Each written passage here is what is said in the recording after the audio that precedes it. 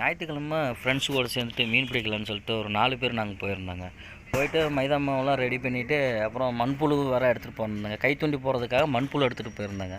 அதுக்கப்புறம் அந்த மாவு எடுத்துகிட்டு போனதில் வீசு தூண்டிக்கு வீசுறதுக்காக மாவு தூண்டி தூக்கி போட்டு வீசி வீசி அடித்தோங்க. அதுக்கப்புறம் கை தூண்டிலையும் நல்லா ஜிலேபி எல்லாமே 2 ஜிலேபி தாங்க அடித்தது, வேறு லெவலில் அடித்ததுங்க. அப்புறம் மாவு தூண்டியும் போட்டிருந்தாங்க வீசி தூக்கி அதை தூங்கி நான் 3 முள் கட்டி லைன் கட்டி அதுலேருந்து தூக்கி வீசினேங்க. வீசினதுக்கப்புறம் பட்டப்பட்ட ஜிலேபி தாங்க, ஒவ்வொரு மீனுமே வேறு லெவலில் அடிச்சிருந்ததுங்க. பட்டப்பட்ட ஜிலேபியாக தாங்க அடித்தது.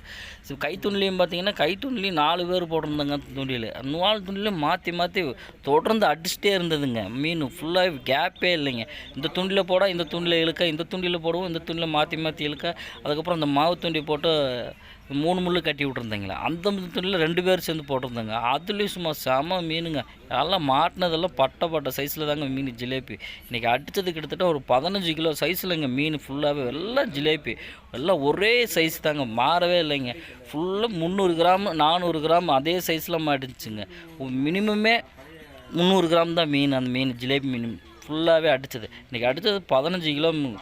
சைஸ் சரியான சைஸு, பைய காணலை அந்த அளவுக்கு ஒரு மீன் சரியான வெயிட்டாக இருந்ததுங்க. அந்த ஒவ்வொரு இதுவுமே செம்ம சந்தோஷங்க எங்களுக்கு. நாங்கள் போயிருந்த 4 பேருமே ரொம்ப ஹாப்பியாக இன்றைக்கி மீன் பிடிச்சிட்டு வந்தாங்க ஜிலேபி. இந்த வீடியோவை பாருங்களேன் நீங்களே.